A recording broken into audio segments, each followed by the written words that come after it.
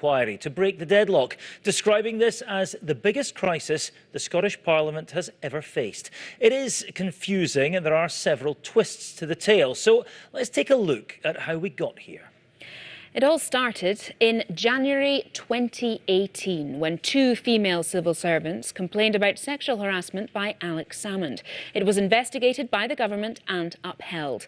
But a year later, in January 2019, he took the government to court over the process they'd used and won.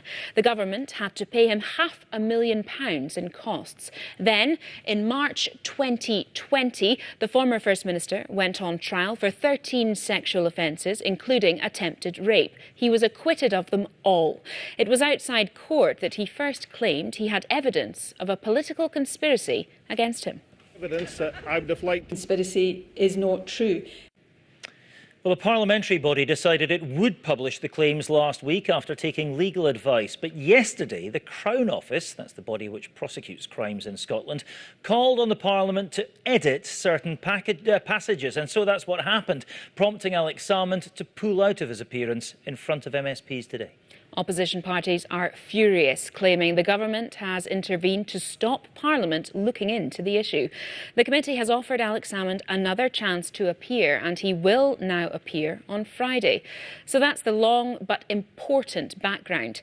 Here's our political editor, Glenn Campbell, with the rest of the story. Nicola Sturgeon has defended her plan to ease lockdown and revised some of her advice. She suggested parts of Scotland could be under level 2 restrictions when rules begin to be relaxed at the end of April. That's a slight change in tone from yesterday when we were told to expect level 3. Now, we don't know what the level system will look like when it comes back, but last year, level 2 meant restaurants and pubs could stay open, although you had to have a meal to drink alcohol.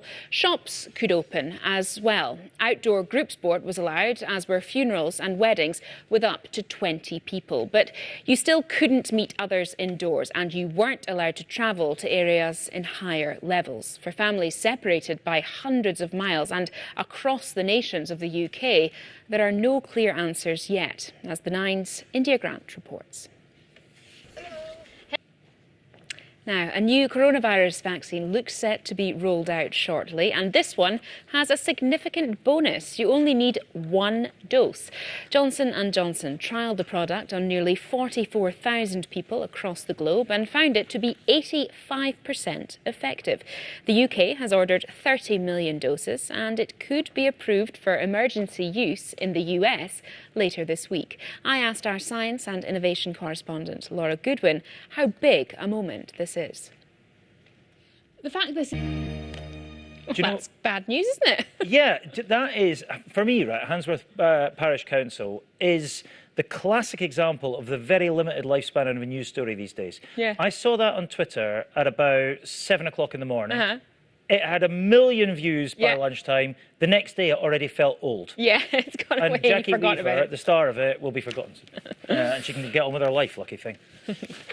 Now then, at the start of last week, it feels like a lifetime ago now, doesn't it? Harry and Meghan announced that they are expecting their second child, and it was marked with a rather unique and COVID-safe photo shoot.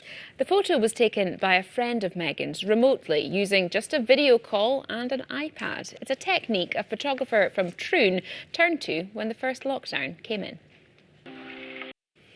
It didn't sound that bad. You're just as messed up as anyone else, if you think so. It wasn't great, was it? He's getting a lot of stick. But he is getting a lot of stick. But it's not easy. I've heard worse. Yes, definitely heard from worse. bigger actors. Jude Law, for famously, one. Mel Wasn't Gibson. very good. There's a Netflix movie on at the moment about a guy who rewrote the dictionary, a prisoner who rewrote the dictionary back in the 1800s. And Mel Gibson stars in that, along with a whole host of stars. Can't remember his name. Anyway, he's terrible Scottish accent. Oh dear, oh dear. Well, listen, it's got us wondering whether the Scottish accent is one of the hardest to put on. And who better to ask than the impressionist John Colshaw from Dead Ringers. Well, this me on. I could honestly have just listened to him for the past hour. The He's most so amazing clever. thing when you hear impressionists, when you see impressionists, like when he did Lewis MacLeod there, his whole face just contorts Yeah. and changes and everything. It's not just the voice they need to do; it's the whole character. It's they need everything, to inhabit. isn't it? You just It's need to amazing. immerse himself in it. Talent. What a talent indeed. Right, I think that's it from us. It's been a busy night, hasn't it? It has indeed. It's me and Connor here tomorrow at the same time, same place. I will see you then. Yeah, I will be back soon. But thanks as ever for watching, and enjoy whatever you're doing with the rest of your evening. Good night. Good night.